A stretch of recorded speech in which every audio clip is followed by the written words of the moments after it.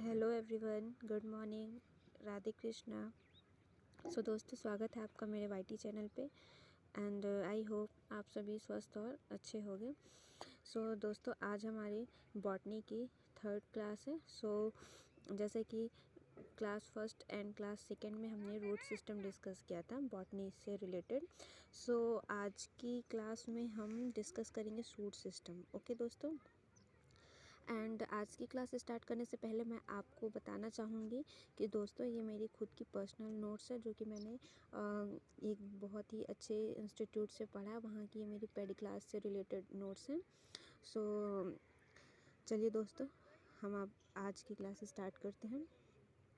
दोस्तों, shoot system का पहला टॉपिक हमारा है तना, जिसे इंग्लिश में कहते हैं स्टेम। दोस्तों, पौधों का वह भाग जो बीज के अंकुरण के समय प्रांकुर से बनता है तथा प्रकाश की ओर बढ़ता है, व जिस पर शाखाएं, पत्तियां, फूल तथा फल लगे होते हैं, वह तना कहलाता है। ठीक है, ये पौधे का वायवी भाग होता है।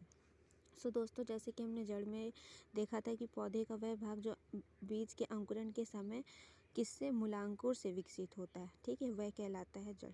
लेकिन यहाँ स्टेम में क्या है, एकदम ही अपोजिट है। ठीक है ना, यानी कि पौधे का वह भाग जो क्या होता है बीज के अंकुरण के समय प्रांकुर से बनता है। ठीक है ना दोस्तों, तो नेक्स्ट प्रीवियस क्लास में मैंने आपको बताया हुआ था कि प्रांकुर क्या होता है एंड मूलांकुर क्या होता है। ये एक छोटे से डायग्राम के थ्रू मैंने आपको समझाया था। जैसे कि आप देख सकते हो, ये लैंड एरिया है और लैंड के ऊपर वाला जो हिस्सा होता है उसे हम कहते हैं प्रांकुर। ठीक है, इसी से तने विकसित होते हैं और जो नीचे वाला हिस्सा होता है उससे जड़ें विकसित होती है, जिसे हम कहते हैं मूलांकुर।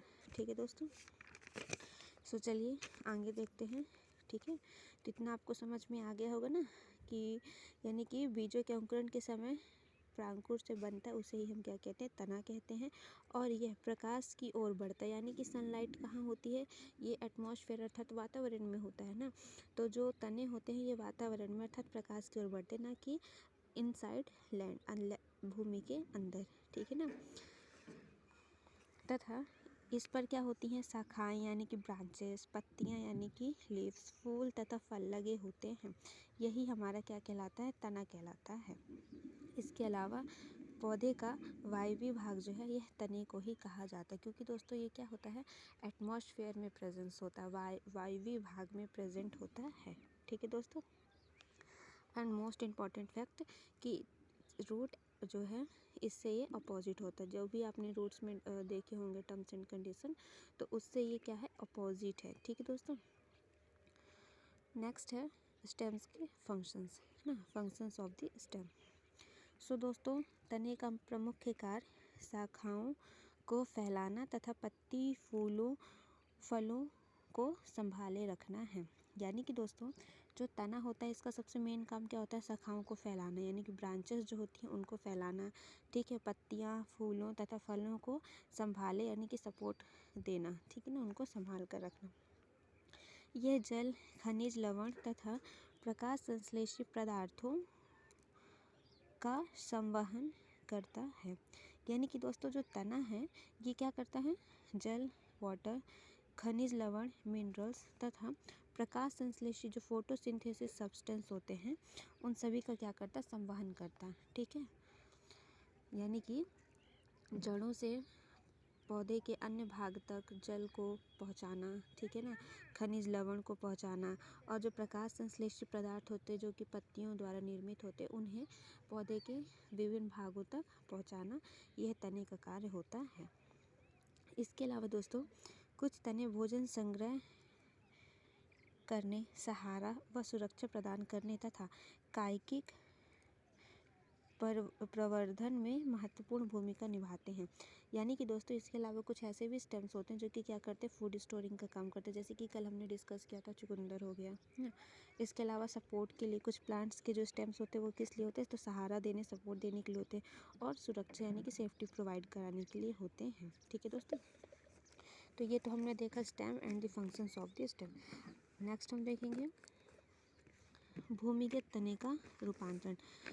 जैसे कि दोस्तों हमने कल की क्लास में देखा था जड़ का रूपांतरण, मॉडिफिकेशन ऑफ रूट्स।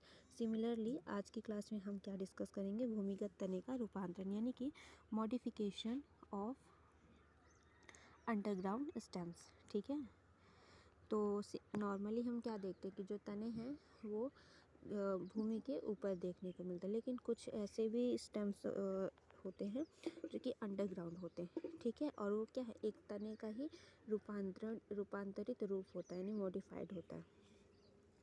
सो दोस्तों, तने का वह भाग जो भूमि के अंदर पाया जाता है यथा हल्दी, अदरक, आलू आदि। ओके, भूमिगत तने का रूपांतरण निम्न भागों में होता है। ठीक है, वे निम्न 4 प्रकार हैं। ठीक है, सो दोस्तों, तने का वह भाग जो भूमि के अंदर पाया जाता है ना, स्टेम्स का वो पार्ट जो कि हमको कहाँ इन साइड ऑफ लैंड देखने को मिलता है, उसे ही हम कहते हैं मॉडिफिकेशन ऑफ द स्टेम। ठीक है, एग्जाम्पल में जैसे कि हल्दी हमें धरती के अंदर से मिलती है ना, अदरक भी हो गया, आलू है, ये भी जो है तो क्या ज़मीन के अंदर फलता है। ठीक है दोस्तों, तो ये सभी क्या है, भूमिगत तने का ही एक रूपांतरण है और इन्हें हमने 4 प्रकार में बांटा है। जैसे कि फर्स्ट है rhizome, tubers, bulb and corm. So दोस्तों, जैसा कल हमने जड़ों को 4 प्रकार में बांटा था, उसी तरीके से आज हम तनों को भी क्या करेंगे, 4 प्रकार में बांटेंगे। उनमें से सबसे पहला प्रकंद है, कंद है, सलकंद है एंड घनकंद्र है।